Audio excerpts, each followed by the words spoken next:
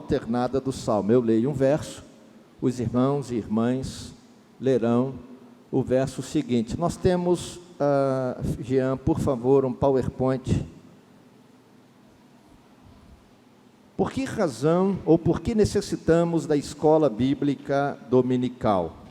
É o tema da nossa mensagem, baseada no Salmo de número 32. Eu vou ler um verso e os irmãos e irmãs, juntos a uma só voz, pausadamente, lerão o verso seguinte, e assim leremos os 11 versículos deste poema de Davi, o Salmo de número 32. A palavra diz assim: como é feliz aquele que tem as suas transgressões perdoadas e os seus pecados apagados.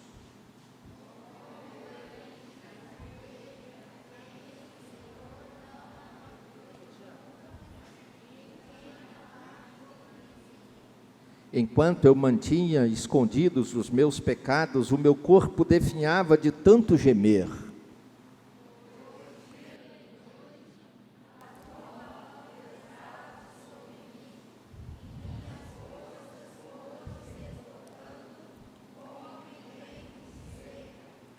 Então reconheci diante de ti o meu pecado e não me encobri as minhas culpas.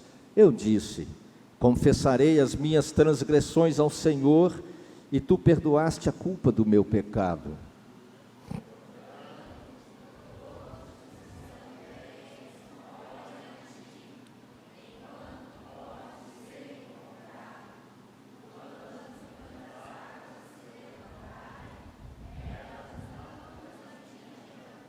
Tu és o meu abrigo, tu me preservarás das angústias e me cercarás de canções de livramento.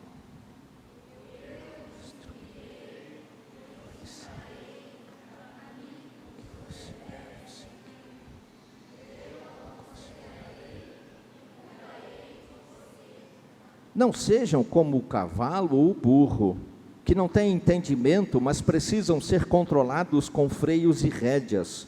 Caso contrário, não obedecem.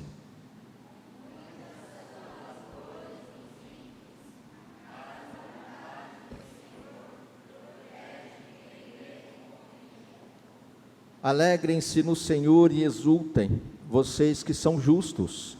Cantem de alegria todos vocês que são retos de coração. Amém? Por que necessitamos da escola bíblica dominical? Esse mês, como dissemos, no momento dos avisos, é o mês da escola bíblica dominical, e nós pretendemos falar alguma coisa à igreja sobre este ministério que é de extrema relevância. Ninguém até hoje encontrou uma metodologia de instrução bíblica que substitua a escola dominical e que cumpra o papel tanto de evangelização, quanto de instrução bíblica e até social, como a escola dominical pode e deve cumprir na Igreja de Jesus Cristo. É interessante observar que até mesmo as igrejas de perspectiva contemporânea, no século 21, as chamadas igrejas pós-neopentecostais, que são ligadas ao MDA, o Movimento do Desenvolvimento Apostólico, ou até mesmo ao M12, Ministério dos 12, ou G12, Grupo dos 12, ou de Rede Inspire, ou Rede de Crescimento da Igreja, todas essas metodologias de funcionamento de igreja têm adotado a escola dominical com outro nome, mas têm adotado. Algumas delas, inclusive, chamam de TADEL, treinamento e aperfeiçoamento de líderes, ou seja, todas as pessoas que querem trabalhar na igreja, que querem ministrar na igreja, devem participar deste núcleo de instrução bíblica que funciona aos domingos pela manhã, na escola bíblica dominical. Algumas igrejas mais conservadoras, inclusive, se não for aluno da escola dominical, a pessoa não pode exercer o ministério diaconal, a pessoa não pode exercer liderança, não pode nem tocar e cantar na igreja. Porque é imprescindível que qualquer pessoa que ministre qualquer ato de culto, seja dando uma aula na EBD, seja cantando, tocando, exercendo a diaconia, exercendo como o ministério como presbítero na igreja ou como pastor, é imprescindível que essa pessoa tenha instrução bíblica, que ela tenha conhecimento da palavra de Deus, aprendizado da palavra de Deus, e isso é possível na classe da escola bíblica dominical. Daí a necessidade. Eu disse pela manhã da dificuldade que vemos dos pais que não trazem seus filhos à igreja, na escola dominical, por uma série de razões, que na minha opinião particular, apesar do respeito que tenho pelas famílias e suas opções, não justificam nada. Que alguns pais hoje reclamam que seus filhos são bandidos e estão alguns presos, inclusive muitos filhos de crentes evangélicos, pastores e diáconos estão nas cadeias hoje. Mas são as crianças que não foram levadas à escola dominical para aprender a palavra de Deus. E não se iludam, os criminosos do futuro serão as crianças de hoje que não são trazidas à igreja, à escola dominical, para o aprendizado da palavra. É um ciclo de maldição que há de se perpetuar se Deus, por sua infinita graça, não mover os nossos corações e não sacudir a nossa mente, os nossos miolos, fazendo a gente, mesmo que meio tontos no primeiro momento, no segundo momento, compreendamos que nós necessitamos da instrução bíblica na escola dominical. Não pretendo desenvolver doutrina sobre a EBD, não é esse o meu propósito, até porque se fosse não usaria um texto de Salmos, porque Salmo é poesia e quem estuda teologia e quem leva a teologia a sério, quem é teólogo por ofício, não pode e sabe que não deve desenvolver nenhuma perspectiva doutrinária a partir da poesia, a partir dos livros poéticos e principalmente do livro de Salmos. Mas quero fazer uma aplicação de maneira bem objetiva e clara, a partir de algo que esse poema nos diz, para justificar a minha convicção sobre a necessidade que temos de sermos alunos assíduos da escola bíblica dominical. É um poema de Davi. Esse poema foi escrito no momento em que Davi estava com um pecado guardado, encastelado, escondido no coração. Ele havia adulterado com Batseba, mulher de Urias, e ele tinha mandado matar Urias. Mas ele não contou nada para ninguém, ficou quieto. Mais tarde, o profeta Natã, sabendo do que havia acontecido, e guiado, iluminado, inspirado por Deus, ungido por Deus, foi conversar com o rei, e contou uma parábola para o rei. Um senhor muito rico, gostou da ovelhinha de um pobre pastor, que só tinha aquela ovelha, e ele então tomou aquela ovelha para ele, e não satisfeito com o que ele tinha feito, mandou matar aquele pastor de ovelhas, pobre. O rei ficou indignado. E o texto bíblico diz que Davi disse para Natã: quem é esse homem? Nós temos que puni-lo, nós temos que julgá-lo, condená-lo, não pode fazer isso. E quando ele perguntou a Natã: me diga quem é esse homem, Natã, com sabedoria do Espírito de Deus, disse: esse homem é você, meu rei. Esse homem é você. Você é rei, tem suas esposas, tem todas as mulheres solteiras do reino à sua disposição. Se quiser montar um harém, não devia, mas poderia. Mas você cobiçou a mulher do general Urias, você se deitou com ela, desonrou aquele homem, desonrou aquela mulher, aquele casamento, e ainda mandou matar Urias para esconder o seu pecado. E aí Davi escreve esse poema. Enquanto eu guardei o meu pecado dentro do meu coração, escondido, tentando esconder de mim mesmo. A minha alma definhava de tanto gemer, e dia e noite a mão de Deus pesava sobre mim. Mais tarde, depois da confissão, depois da exortação de Natã, ele escreve o Salmo 51. Contra ti somente pequei e fiz o que era mal aos teus olhos. E ele diz: Deus, não retires de mim o teu Espírito Santo, devolva-me a alegria da tua salvação. E o que isso tem a ver, o pecado de um homem, um pecado escondido de um homem, um pecado guardado no coração de um homem, com a necessidade da escola dominical? A partir daí, então, eu quero fazer uma aplicação objetiva do texto para que compreendamos.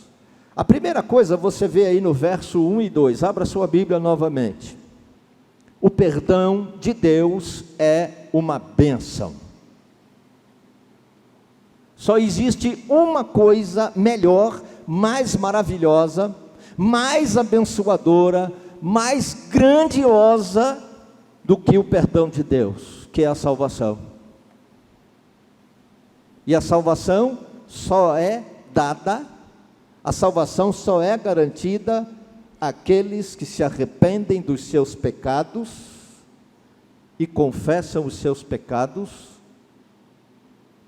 aqueles que são perdoados por Deus em Jesus Cristo e que têm os seus pecados apagados pelo poder que há no sangue de Jesus Cristo. Se pecamos contra Deus, negligenciando a instrução bíblica, se pecamos contra Deus, negligenciando o compromisso cristão de aprendizado bíblico para responder a qualquer pessoa que peça a razão da nossa esperança de fé, devemos pedir perdão. Porque o perdão de Deus é para nós uma grande bênção. Mas não é só isso. Para que sejamos perdoados, diz a Bíblia, nós temos que nos arrepender dos nossos pecados. A palavra arrependimento no contexto bíblico é o termo metanoia, que tem a ver com a ideia da conversão, uma mudança na forma de pensar, uma mudança na forma de olhar a própria vida. E essa mudança na forma de pensar e de olhar a própria vida promove uma mudança radical de rumo, de direção. Arrependimento não é remorso. Arrependimento é a consciência clara, objetiva, de que erramos, de que falhamos, de que pecamos contra Deus e de que estamos em rebeldia contra Deus, transgredindo a lei de Deus, transgredindo os mandamentos de Deus, transgredindo a vontade e o propósito de Deus para a nossa vida. E eu não sei se você sabe, mas a Bíblia diz que negligenciar o estudo bíblico, a instrução bíblica, é pecado contra Deus. E a Bíblia diz mais, que por falta de instrução bíblica, por falta de estudar a Bíblia, nós cometemos pecado contra Deus. No Antigo Testamento, eu disse pela manhã e repito, está lá posto, Deus manda o profeta dizer: o meu povo erra por falta de conhecimento da palavra. No Novo Testamento, não diferente, Jesus, ao combater os saduceus no discurso que ele teve, ou no diálogo, ou no debate, interprete como quiser, sobre a ressurreição dos mortos, quando perguntaram a ele, que depois de morrer lá, os vários maridos que a mulher teve, lá na eternidade, de quem ela seria esposa, a resposta de Jesus diz: vocês erram porque não conhecem as Escrituras, e nem o poder de Deus. E aí ele diz, lá no céu, ninguém vai ter esposa e ninguém vai ter marido. E aí eu abro um parênteses para falar para você que é casado, para falar para você que é casada, para falar para você que quer casar, essa ideia diabólica de amor eterno. Tem uns que chegam a fazer tatuagem no pulso, no braço, né? Amor eterno. Entre marido e mulher não existe amor eterno. O dia que você morrer, minha esposa querida e amada, o meu amor por você acabou, junto com o seu caixão. E se Deus der graça para mim, eu pretendo amar outra mulher. Porque não é bom que o homem esteja só.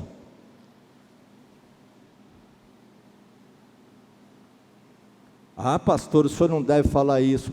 Devo, posso e estou falando porque é bíblico. O único amor eterno que existe não é de marido e mulher, não é de pai e mãe, não é de irmão. O único amor eterno que existe é o de Deus. Este é o único amor que atravessa os portais da morte e entra na eternidade. 1 Coríntios capítulos 11, 12, 13 e 14 e 15 se quiser.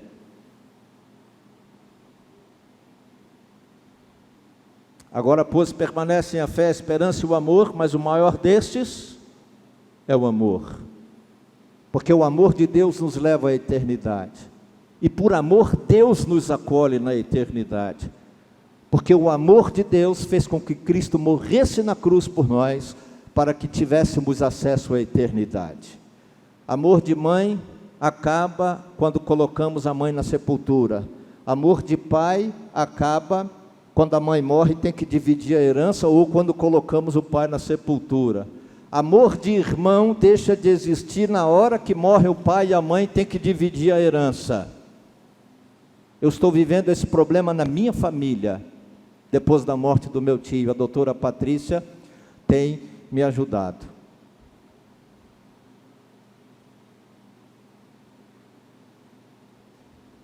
Amor de marido e mulher acaba quando colocamos o caixão na sepultura. Em alguns casos aqui em Penápolis parece que acabou ainda no velório, porque com 6, 8 meses o povo já está casando de novo.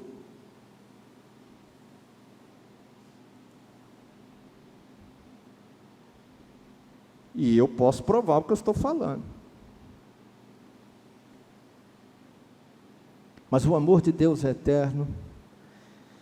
E é esse amor que deve mover o nosso coração, a compreensão da necessidade do arrependimento dos nossos pecados. E no contexto do que falo essa noite, o pecado da negligência em relação ao estudo bíblico, à instrução bíblica na escola bíblica dominical.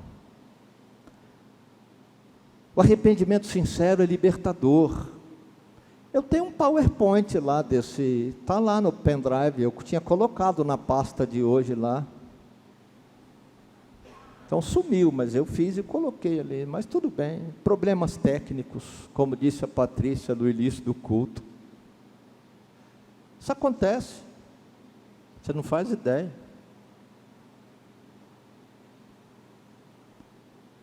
O arrependimento é libertador. Veja aí, já citei e quero dizer, olha, escondi o meu pecado, fiquei quieto, não falei para ninguém. Tracei a mulher do cara, mandei matar o pobre coitado, ninguém sabia de nada. Mas meu corpo definhava. Dia e noite a mão de Deus pesava sobre mim. Minhas forças foram se esgotando. Parecia que eu estava vivendo um tempo de estiagem, um tempo de seca.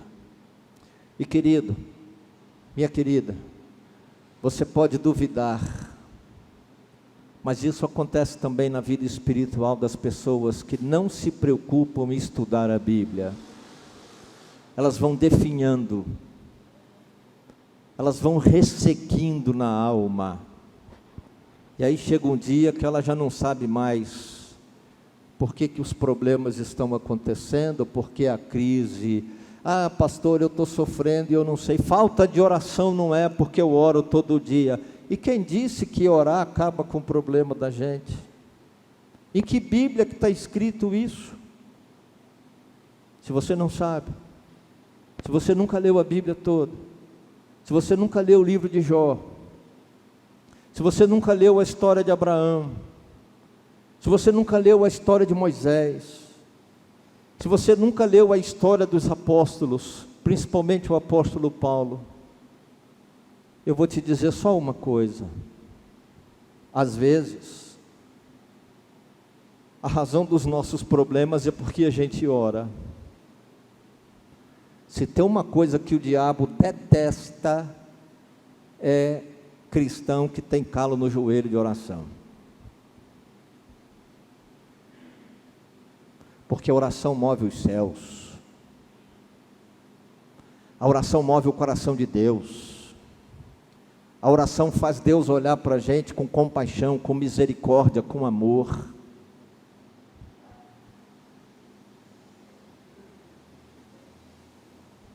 A oração é tão poderosa que a Bíblia diz no livro de Daniel que Deus mobiliza um exército de anjos para trazer respostas de oração para nós.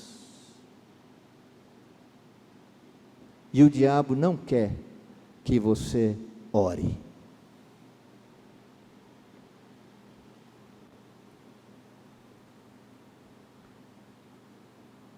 Se arrependa do seu pecado, confesse o seu pecado, liberte-se dessa maldição, venha para a escola bíblica dominical, aprenda a Bíblia, estude a Bíblia, porque a fidelidade incondicional nos aproxima de Deus. Veja aí o verso 6 e 7, todos os que são fiéis a ti, e quem são os fiéis aqui, a que ele se refere? Os fiéis são aqueles que não estão mais escondendo os seus pecados. Os fiéis são aqueles que confessaram os seus pecados e que tiveram a libertação de Deus. Veja aí o verso 5, esses são os fiéis, aqueles que reconhecem os seus pecados diante de Deus, aqueles que não encobrem mais as suas culpas, que não escondem mais, aqueles que confessam diante de Deus o seu pecado, a sua transgressão, aqueles que são perdoados por Deus. Esses são os fiéis. E essa fidelidade incondicional nos aproxima de Deus. Todos os que são fiéis a ti, o dia que te buscarem, te encontrarão, enquanto o Senhor pode ser encontrado. Buscar-me-eis e me encontrareis quando me buscarem de todo o vosso coração, diz o profeta Jeremias. Buscai ao Senhor enquanto se pode achar, diz a profecia na palavra de Deus.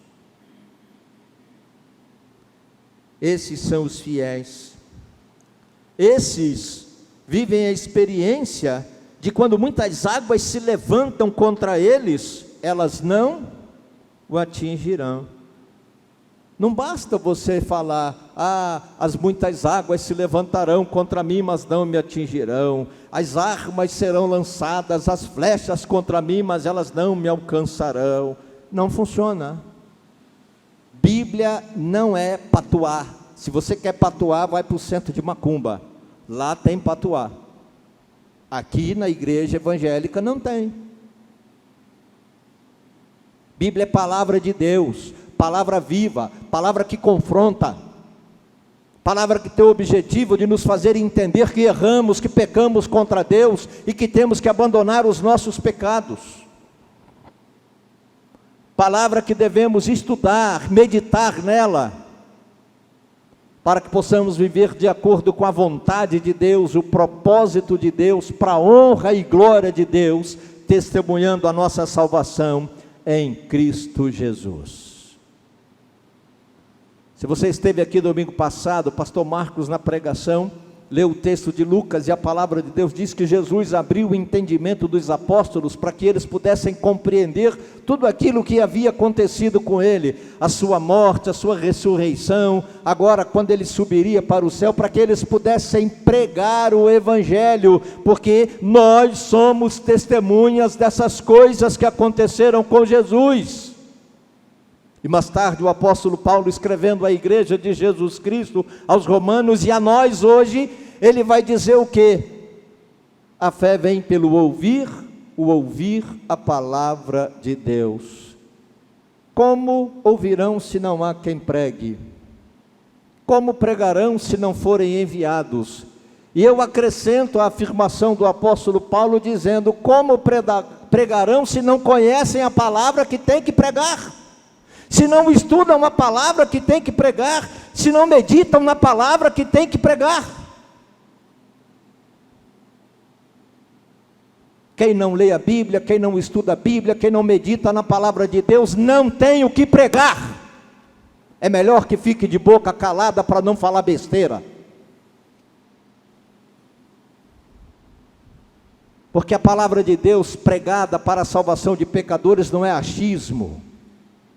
Não é eu penso, eu acredito, eu acho. A palavra de Deus é objetiva, é viva, é eficaz, é revelação de Deus, ela é inerrante, ela é poderosa, ela é eficaz, ela é suficiente, e a própria Bíblia diz, ela cumpre o que apraz, o que faz bem ao coração de Deus, e mais, ela não volta vazia. Se você não acredita nisso, estude mais a palavra de Deus. E a escola dominical oferece essa oportunidade para nós. Temos um professor que estuda a lição e a gente pode fazer perguntas e questionamentos. A gente pode trocar ideias com os nossos colegas de classe e de repente até corrigir uma ideia que a gente tem sobre alguma coisa que está errada. Porque nós pensamos, nós achamos. Porque somos seres humanos e graças a Deus temos inteligência, racionalidade, e quem pensa, acha alguma coisa, e se acha errado, tem que corrigir o que acha, e se estuda a palavra, abandona o achismo e coloca a vida de acordo com a palavra. Daí a necessidade de fidelidade a Deus. Por quê? Porque não pode acrescentar nem um i, nem um J, nem um tio na palavra, porque quem faz isso é amaldiçoado. E quem não estuda a palavra, se bobear, vai querer comprar, igual mostraram aí no grupo dos pastores esses dias, um vídeo de um casal de apóstolo e uma apóstola vendendo ar profético. R$1.000 um balãozinho, uma bexiga dessa de festa de aniversário, que ele sopra e enche, você paga R$1.000 e leva o ar profético, chega na sua casa, você vai soltando aquele arzinho em todos os cômodos da casa. Mas aí eu fiquei me perguntando, ele não profetizou nada, o que vai valer eu gastar R$1.000 nesse arzinho aqui, para profecia na minha casa? Ele não profetizou nada, ele só falou que está vendendo o ar profético. Já virou até piada. Já teve um grupo de humorista aí, endiabrado, encapetado, que já fez até piada. E o que é pior, que põe todos nós na mesma pia das almas. Como se todos nós fôssemos cabeçudos, imbecis e trambiqueiros, espertalhões, vendendo alguma coisa para obter lucro. Fidelidade a Deus, fidelidade à palavra de Deus. Como que você vai ser fiel à palavra de Deus se você não estuda essa palavra? Como que você vai ser fiel a Deus e a sua palavra, como a Bíblia manda que sejamos fiéis a Deus e a sua palavra, se você não tem o interesse de estudar a Bíblia?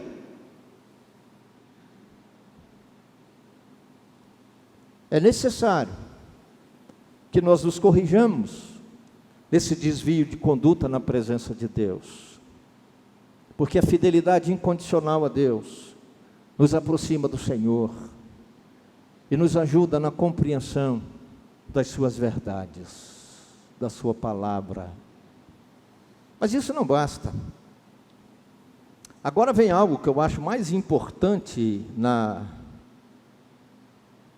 aplicação que fazemos desta poesia em relação à necessidade de sermos alunos da escola dominical.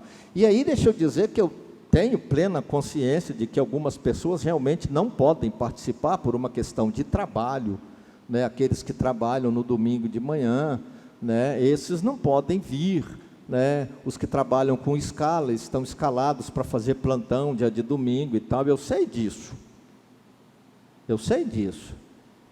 Eu compreendo isso, mas lamento. E se você perguntar para mim, pastor, o que o senhor acha? Concorda? Olha, para ser bem honesto para você, eu vou dizer para você que eu particularmente não. Eu acho que o crente ele deveria procurar um outro emprego, mas como está difícil achar emprego no Brasil hoje, você tem que pegar o que aparece, né? Pela misericórdia de Deus. E se não bastasse, eu quero dizer para você que essa maluquice de trabalhar sábado, domingo, de noite, feriado, está acabando com a nossa saúde emocional, viu? Está acabando com a nossa saúde emocional. Nenhum ser humano aguenta esse pique. Porque quando Deus criou o mundo, e nós fomos criados à imagem e semelhança de Deus, e se o próprio Deus precisou de um sabá, se o próprio Deus precisou de um dia de descanso, quem são os inventores da ideologia do comércio para dizer que nós podemos trabalhar sábado, domingo, feriado, 24 horas por dia e não precisamos descansar?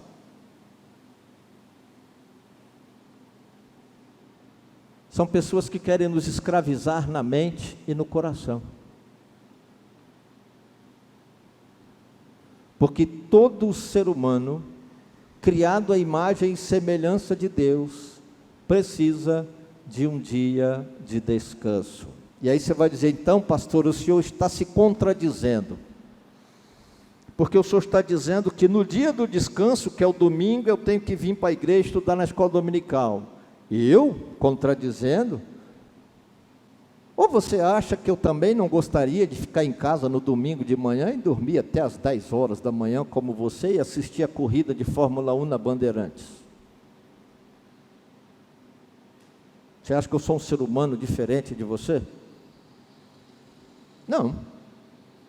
Talvez eu seja até mais limitado ou mais complicado do que você, mas eu sou tão humano quanto você. Também sinto canseira,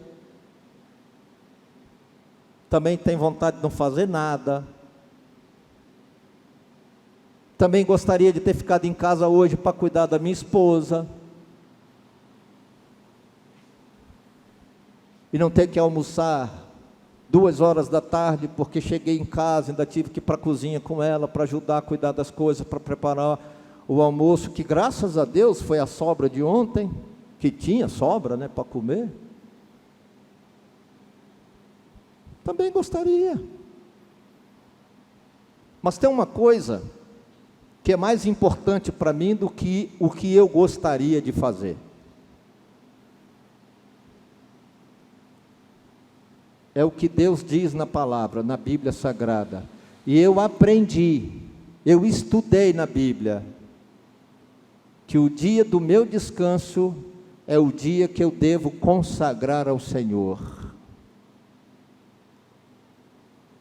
O seu sábado, o seu dia de descanso é santo ao Senhor. Consagre esse dia ao Senhor. Nesse dia eu vou adorar a Deus, nesse dia eu vou estudar com mais propriedade, esmiuçar e meditar mais na palavra de Deus. Nesse dia eu vou cantar louvores ao Senhor, nesse dia eu vou ser instruído na palavra de Deus, nesse dia o Senhor me dá descanso e renova as minhas forças. E basta você fazer uma pesquisa simples. Você pega as pessoas que frequentam a escola dominical todo domingo, que tem que levantar 8, 8:30 da manhã para chegar aqui antes das 9, para a escola dominical começar às 9, e faz uma avaliação em relação a quem não frequenta porque está cansado e tem que dormir até tarde. Eu não vi nenhum desses que fica em casa para descansar, mais descansado do que quem vem para a escola dominical. Pelo contrário, quanto mais fica em casa para descansar, mais cansaço sente. Isso é psicológico, sabia? Isso é bíblico.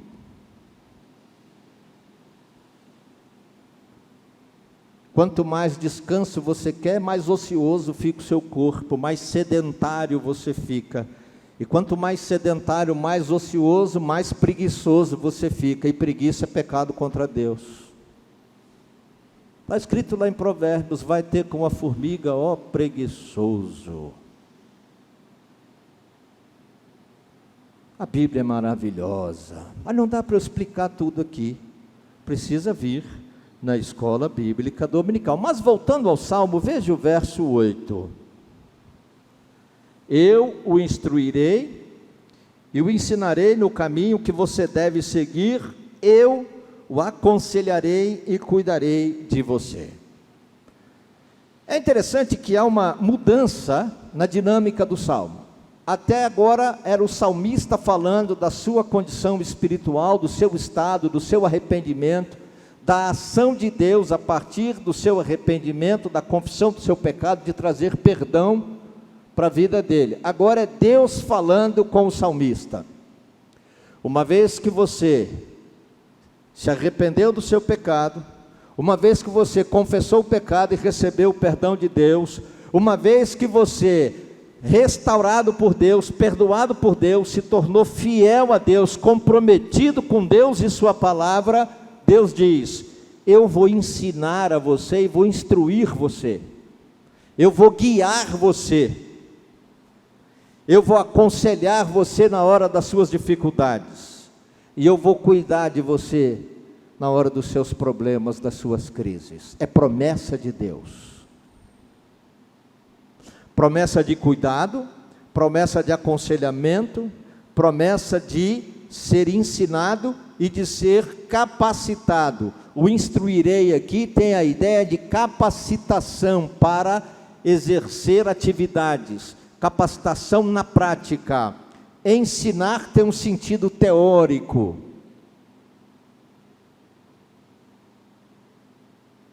O aconselhamento é sabedoria compartilhada, para ajudar a gente a enxergar da forma correta, mais ajustada à luz da palavra de Deus, aquilo que nós não estamos conseguindo enxergar na nossa vida, seja no casamento, seja no trabalho, seja na criação de filhos, seja na sociedade, na vida com a parentelada, ou seja na vida cristã.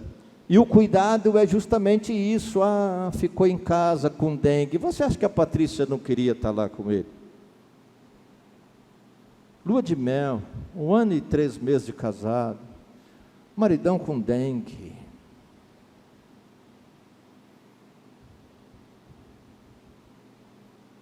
Eu que já estou numa fase que não tem nem mais mel, nem lua, talvez, por causa dos 40 anos de casado. Se pudesse, estava lá com a minha velha, cuidando dela.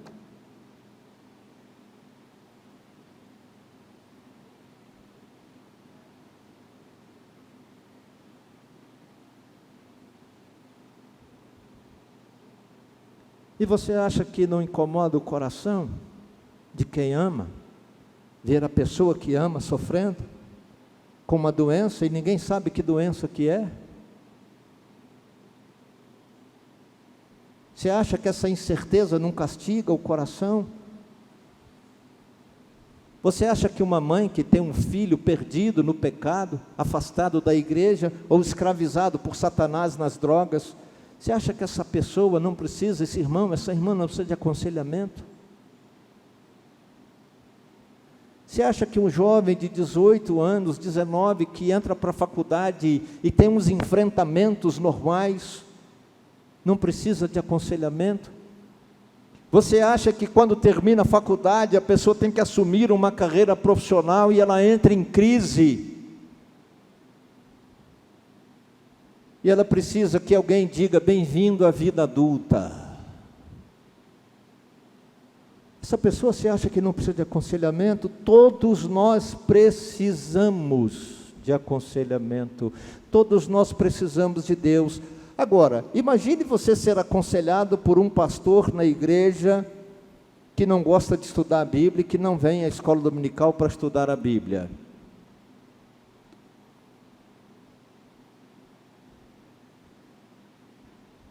E aí ele vai te dar um aconselhamento para resolver um conflito conjugal. E faz como alguns pastores estão fazendo, que é um aconselhamento que alguns psicólogos que se dizem evangélicos, mas não creem na Bíblia, estão fazendo. Não dá certo, divorcia, separa. É fácil falar em separar. É fácil falar em divorciar. Difícil é você abrir a Bíblia e com conhecimento da palavra e unção do Espírito e falar: perdoe, ame, restaure o seu casamento, faça aquilo que Deus diz que é certo fazer. Ore a Deus pela sua esposa, pelo seu casamento. Difícil é chegar para uma mãe e falar: ore pelo seu filho, para que ele volte para Jesus. Ore pelo seu filho, para que Deus dê a ele libertação. Ore pelo seu parente chato, para que ele se converta e se torne a melhor pessoa do mundo. Ore pelo mundo, pela sociedade, para que Deus nos livre dessa imoralidade reinante. E esse aconselhamento, essa instrução, esse cuidado, tem que ser baseado na palavra de Deus. E só quem estuda a Bíblia, só quem medita na palavra, só quem tem interesse pelo aprendizado bíblico, pela instrução bíblica, tem capacidade de Deus, unção de Deus, para oferecer esse aconselhamento. Se alguém chegar perto de você querendo te aconselhar, um irmãozinho, uma irmãzinha da igreja, dê uma observada se ele frequenta a escola dominical, dê uma observada se ele frequenta culto de oração, se ele é frequente nos cultos da igreja no domingo de manhã e à noite. Se ele não é frequente, fuja dele, porque o aconselhamento que ele tem para oferecer é pelo menos 50% errado, porque falta conhecimento da palavra.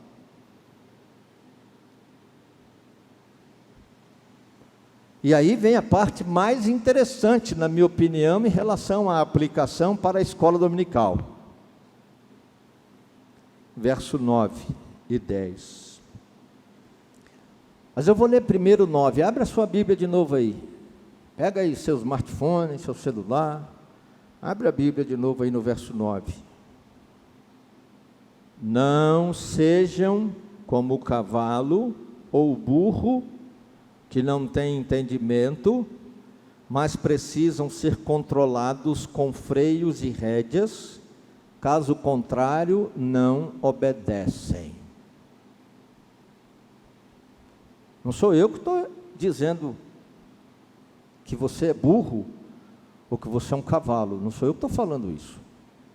Quem fala isso é Deus, está escrito aqui na Bíblia.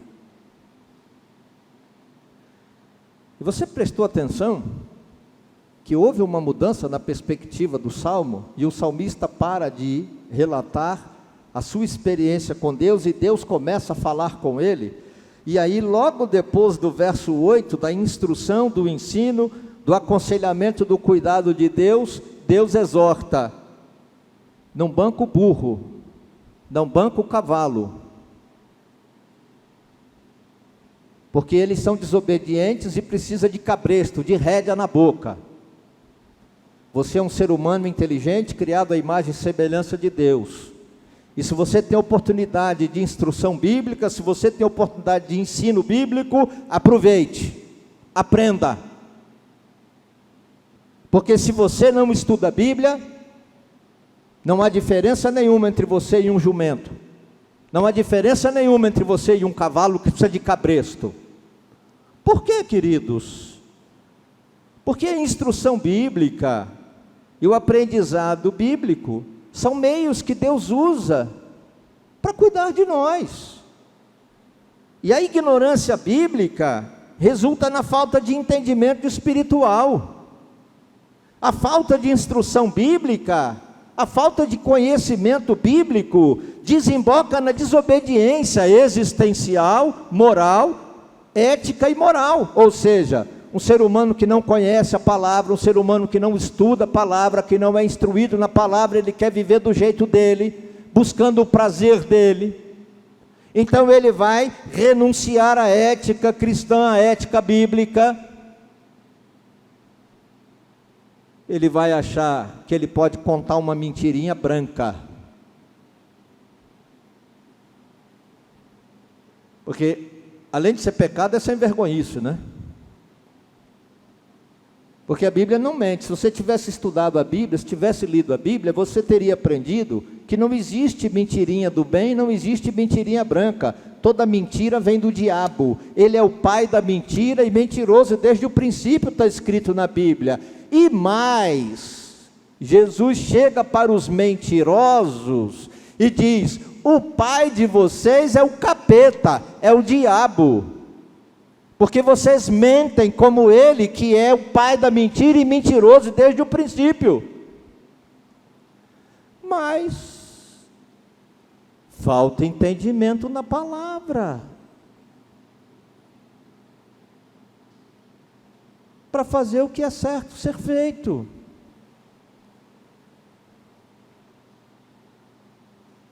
Falta entendimento da palavra. Eu acho que até falta, como diz Deus aqui, o cabresto. Para puxar a rédea mesmo, dar-lhe um solavanco no pescoço do cabra e falar para ele assim: meu filho, você está errado. Que maluquice é essa? Ah, mas Deus não está nem aí, pastor, Deus abandonou a gente aí, porque Ele está numa boa lá na glória e o mundo está um caos. Que Bíblia que Deus escreveu isso? E se você leu isso em alguma Bíblia, foi na Bíblia do capeta, porque na Bíblia de Deus não foi. Que a Bíblia de Deus diz que os olhos do Senhor estão sobre toda a terra, nada escapa aos olhos de Deus, e o que é pior, nada escapa à justiça e ao juízo de Deus. A hora que Ele pesar a mão e cobrar, como diz na minha terra, está lascado. É só você ler o texto bíblico, verso 4. O salmista estava vivendo numa boa, com o pecado dele escondido no coração. Ninguém sabia. Ninguém sabia o que ele tinha feito, adulterado e assassinado. Mas aí o que ele diz aqui no verso 4? A mão de Deus pesava sobre mim.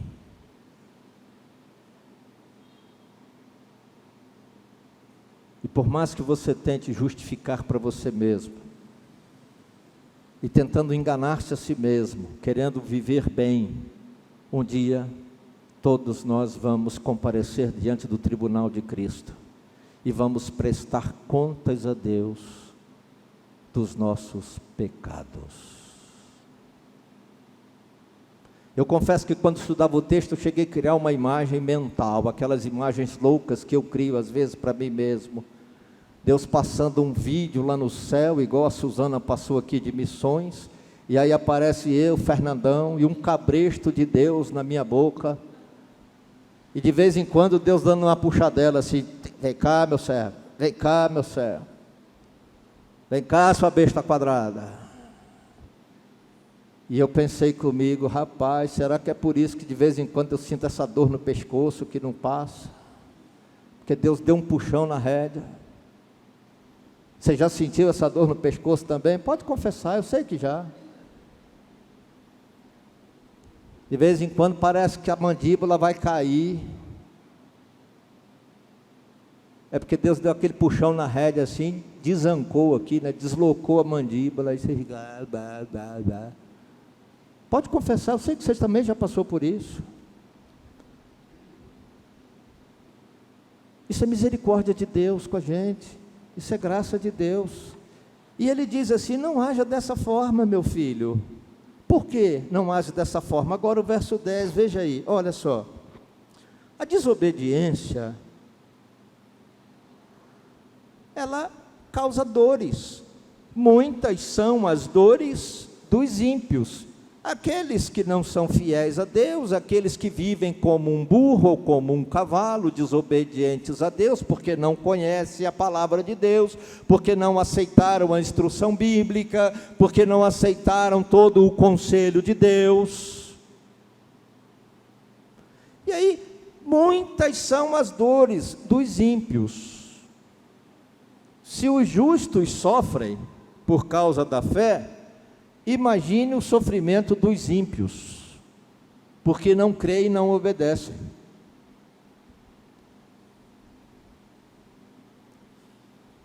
O apóstolo Pedro chega a dizer na sua carta que nós, como cristãos, quando sofremos, ainda somos bem-aventurados aos olhos de Deus, ainda somos felizes aos olhos de Deus, porque sofremos como um cristão verdadeiro.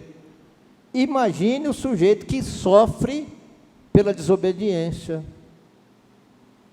que sofre pela dureza do coração, pela contumácia na prática do pecado, por insistir viver praticando o pecado contra Deus.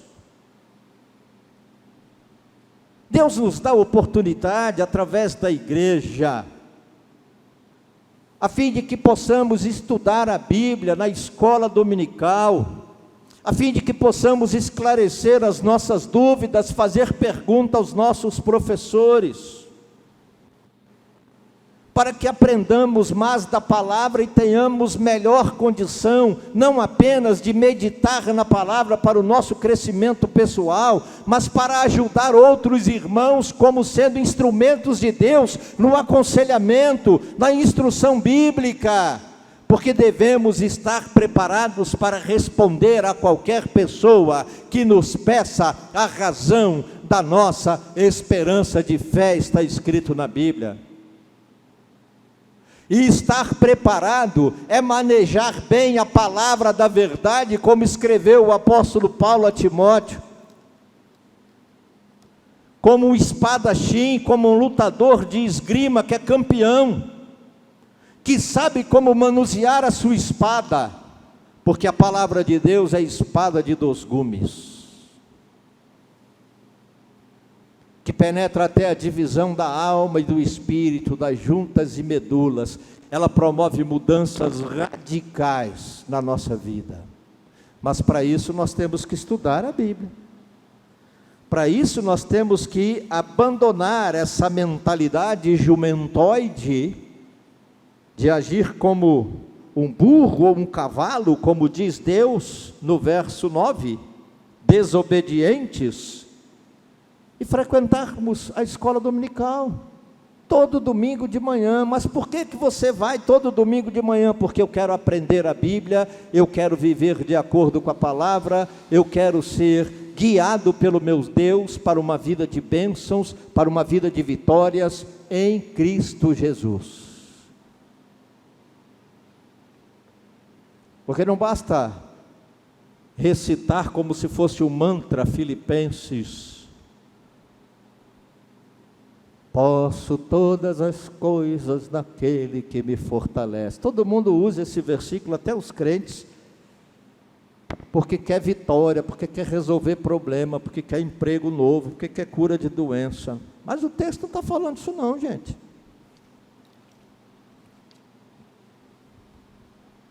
Pode todas as coisas naquele que fortalece, lê o texto. E não tem dinheiro, posso todas as coisas naquele que me fortalece, então eu posso viver sem dinheiro. E não tem comida, posso todas as coisas naquele que me fortalece, eu posso ter alegria em Jesus, mesmo sem ter comida na mesa. Porque Paulo diz, eu aprendi a ter fartura, aprendi a passar necessidade, eu aprendi a ter o que comer e aprendi a passar fome, eu aprendi a viver sem problemas, sem crise, mas aprendi a viver também lá na masmorra da depressão, cheio de crise, de problema. E eu posso dizer, posso todas as coisas naquele que me fortalece, e que me dá contentamento, apesar de tudo que aconteça na minha vida. A Bíblia não é mantra, gente. Você quer mantra, você tem que ir lá para os hindus, lá para a turma que pratica yoga. Você tem que ir para esse povo aí do Seishonoe, você tem que ir para esse povo aí das sutras, dos Vedas. Eles aqui tem mantra lá, fica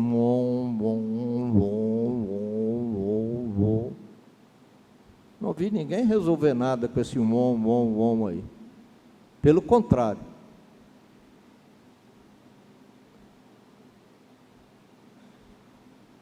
Se o deles resolvesse o problema, eles não estavam matando os cristãos na Ásia,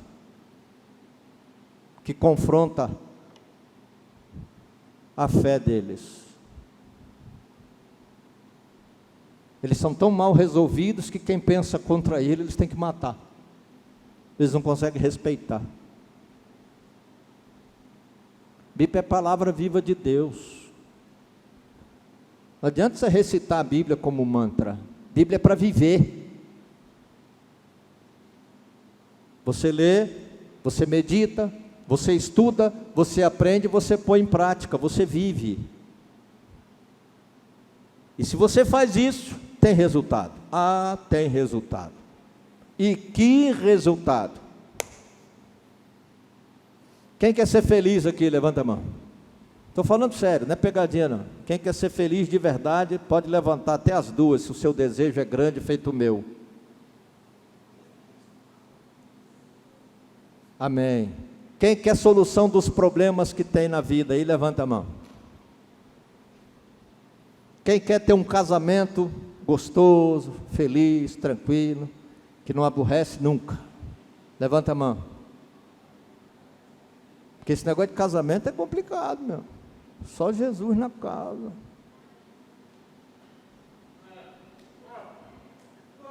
Tem que ter paciência. A Vera não quer, é solteirona, vai completar 70 anos. Ah, levantou a mão, vai. Aí se ela levantou a mão, de repente, por profecia, Deus abre a porta para ela, ou sei lá. Eu não duvido de nada na minha vida, e nem no meu ministério pastoral, porque eu já vi cada coisa que até eu fiquei assustado. É como dizia o meu pastor e professor João Falcão Sobrinho, mas não é que o Espírito Santo atua mesmo, rapaz? Quem quer ter dinheiro suficiente para pagar todas as contas sem perder o sono uma noite, porque tem conta para pagar no dia seguinte de manhã? Eu só não vou levantar os 2 pés aqui, porque eu vou cair. Porque eu também levantaria as minhas contas e as da igreja. Como eu gostaria de não precisar mandar um PowerPoint daquele lá do AVCB. Era só o povo, todo mundo dá dízimo, que ia ter dinheiro para pagar tudo aquilo lá, não ia faltar nada. Quem quer que os filhos cresçam com saúde, inteligentes, sejam bem-sucedidos na vida? Levanta a mão. Aí. Quem quer os filhos salvos para Jesus?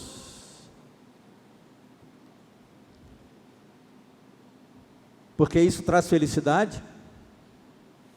Eu não sei se você vai ter tudo isso, eu não posso prometer tudo isso para você, porque eu não sou maluco, e a Bíblia não me autoriza a prometer isso. O que a Bíblia me autoriza a dizer para você é: no mundo tereis aflições, mas tende bom ânimo, Jesus venceu o mundo. E não estou jogando um balde de água fria nas suas expectativas, não, calma. O que eu estou querendo é dizer para você que há meios de você conquistar isso. Há maneiras de você conseguir tudo isso na sua vida. E está aí no texto, verso 11, olha só, leia aí. Alegrem-se no Senhor e exultem vocês que são... Você que tem uma vida cristã meia boca, pode se alegrar? Você que é infiel a Deus, pode se alegrar? Você que ainda está agindo como um burro e um cavalo precisando de um cabresto, pode se alegrar? As respostas estão diminuindo, por quê? Vocês não estão gostando mais do que eu estou falando? Quem assume compromisso de fazer o trabalho na igreja e depois não comparece, não falta, não dá satisfação para ninguém, pode se alegrar? Não. Quem não estuda a Bíblia pode se alegrar? Não. Alegrem-se no Senhor e exultem vocês que são justos. o estudo da palavra de Deus, a orientação que Deus nos dá na sua palavra, a instrução bíblica, nos torna justos diante de Deus e retos de coração. E isso resulta em bênçãos, isso resulta em vitórias, isso resulta em solução de problemas. Cantem de alegria todos vocês que são retos de coração. Quem de vez em quando dá uma pernada lá no mundo e depois volta, pode cantar de alegria? Quem de vez em quando dá uma pernada lá no pecado e fica por lá, e aí vem no domingo à noite, doido para cantar um louvor, de preferência aqueles que faz chorar. Você não devia cantar não, você devia ficar quieto. Ainda bem que Deus age por graça, porque se Deus agisse só pelo juízo e pela misericórdia, como no Antigo Testamento, Ele mandava num raio do céu e fulminava a gente aqui dentro. Agora, o Novo Testamento diz que Deus pode mandar um fogo e sapecar a gente. Está escrito na Bíblia. Está escrito na Bíblia, inclusive, que alguns vão entrar no céu, sim, pela graça de Deus em Cristo. Mas vão passar na boca do inferno e vai chegar no céu tudo sapecado. Entrarão como que tendo passado pelo fogo. Está escrito na Bíblia, você está duvidando? Pesquisa aí, não vou falar onde não, você vai procurar e vai achar. Você vê. E você ficando em casa, em vez de vir para a EBD estudar a Bíblia, porque você está com sono, está cansado, não quer vir, quer descansar, quer passear, quer ir na piscina, quer ir no futebol, quer correr, quer nadar, quer pedalar, quer não fazer nada. Tudo que eu gostaria de fazer, mas não posso. A não ser esse negócio de pedalar, caminhar, ginástica, porque isso aí eu não gosto não. Acho horrível. Admiro quem tem esse prazer, mas eu prefiro um livro, prefiro uma pesquisa teológica bem feita, do que esse negócio de ficar correndo atrás do vento, ou contra o vento.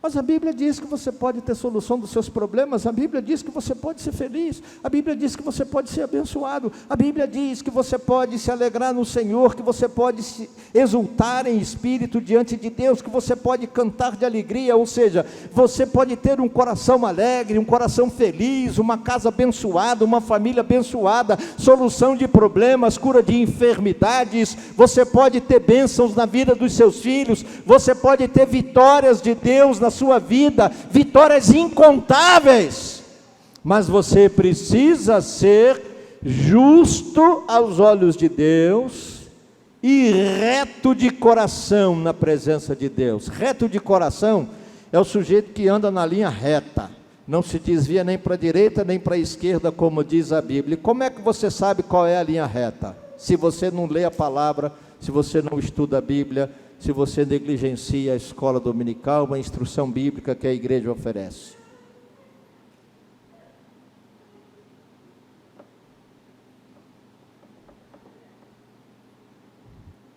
Algumas pessoas ficam tristes comigo, porque às vezes me pedem para orar por alguma coisa, e eu digo, não vou orar não. Mas pastor, por quê? Eu digo, você está me pedindo para orar por algo que Deus diz na Bíblia que não é para fazer, Deus diz que é pecado, está escrito na palavra, como é que eu vou orar por isso? Não posso. O senhor não quer me abençoar? Eu digo, não, desse jeito não, porque não vai ser bênção, vai ser maldição. Olha, falta de conhecimento da palavra, falta de instrução bíblica, falta de compromisso com o estudo da palavra de Deus na igreja, na escola bíblica dominical. É possível ser feliz, é possível ser um cristão alegre, abençoado, vitorioso. É possível ser um cristão que tem os seus problemas resolvidos, que tem os seus recursos financeiros garantidos pela provisão de Deus.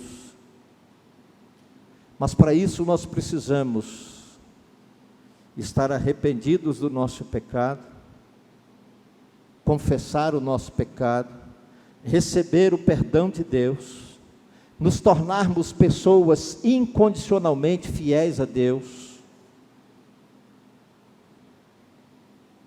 participarmos das oportunidades que Deus nos dá na Igreja de Jesus Cristo, para recebermos instrução bíblica, ensinamento na palavra, o conselho de Deus, o cuidado de Deus. Para isso nós precisamos renunciar à rebeldia, à desobediência, à ignorância, porque quando nós assim fizermos, Deus, pelo seu Espírito, a partir da palavra que opera em nossas vidas, as mudanças de que necessitamos, nos torna justos, nos justifica em Cristo Jesus. E a partir daí, nós temos condições de andar em retidão na presença de Deus, e seremos as pessoas mais felizes, mais exultantes, mais alegres da face da terra. Se você não consegue entender, a partir do texto bíblico, que você necessita da escola bíblica dominical, eu só posso pedir que o Senhor Deus tenha misericórdia de nós.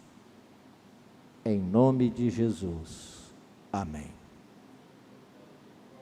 Abaixe a sua cabeça e ora ao Senhor.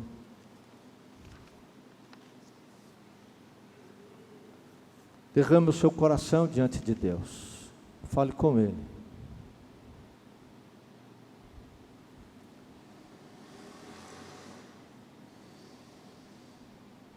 Você sabe a sua condição, o seu estado. Eu sei aqueles que trabalham e que não podem participar da EBD, e eu respeito esses queridos.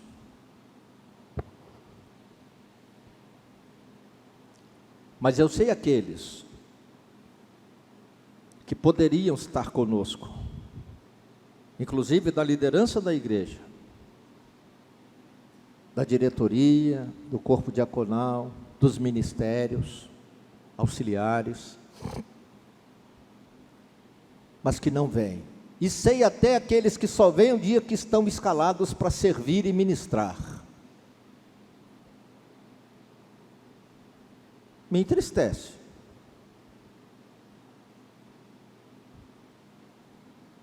Mas a opção é sua. Agora, o que nós deveríamos pensar é que, muito mais do que entristecer o coração do pastor da igreja, essa atitude entristece o coração de Deus. Meu compromisso com Deus não é só porque eu estou escalado para ministrar. Meu compromisso com Deus não é só porque eu tenho uma responsabilidade atribuída pelo meu ministério. Meu compromisso com Deus vem antes do ministério que eu recebi.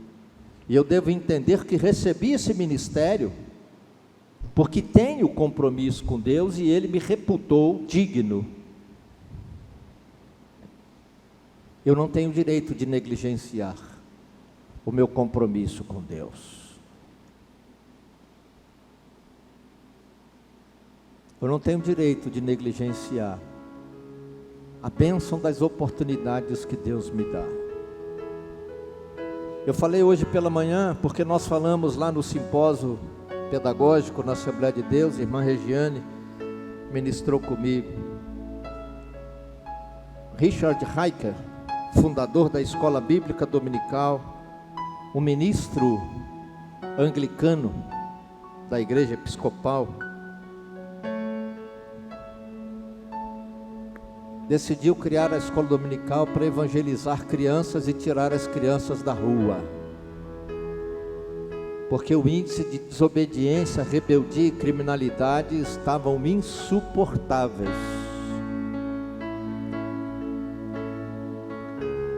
E ele começou a ensinar a Bíblia àquelas crianças, alfabetizá-las, instruí-las na palavra de Deus.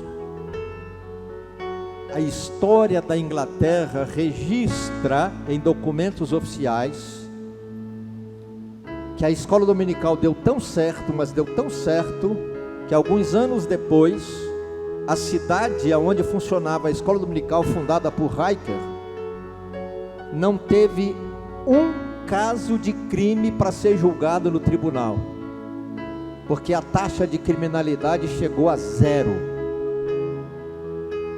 Porque aquelas crianças que estavam nas ruas cometendo crimes, que desobedeciam seus pais em casa, que roubavam pelas ruas da cidade, foram instruídas na palavra de Deus e evangelizadas na escola bíblica dominical.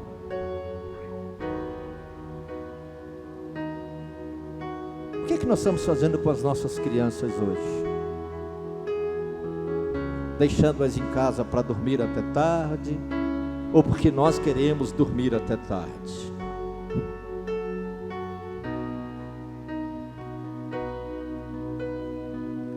Se alguém perguntar a você: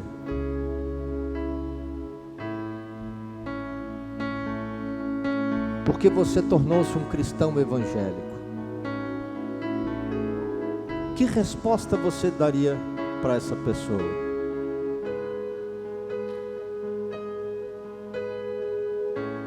O que você acha que aconteceu? Ou o que a Bíblia diz que Jesus fez por você na cruz?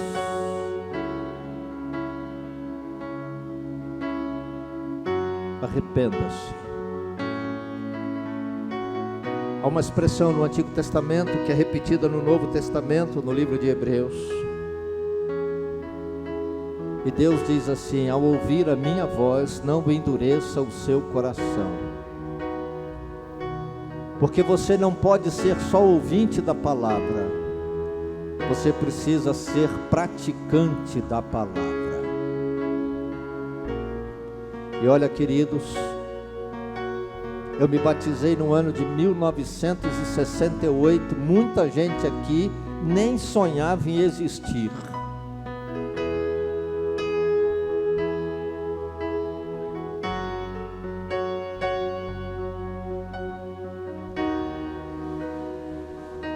E muita coisa que eu aprendi e que eu aplico na minha vida para a honra e glória do meu Deus, eu agradeço porque eu aprendi na escola bíblica dominical.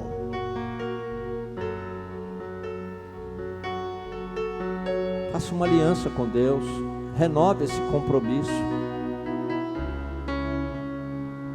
Lute contra si mesmo, contra todas as ideologias do século 21.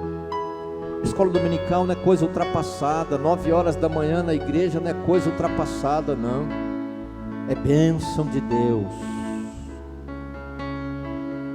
É oportunidade que Ele nos dá pelo Seu Espírito de aprendermos da Sua palavra, para nos tornarmos pessoas alegres, exultantes, felizes, porque somos abençoados por Deus.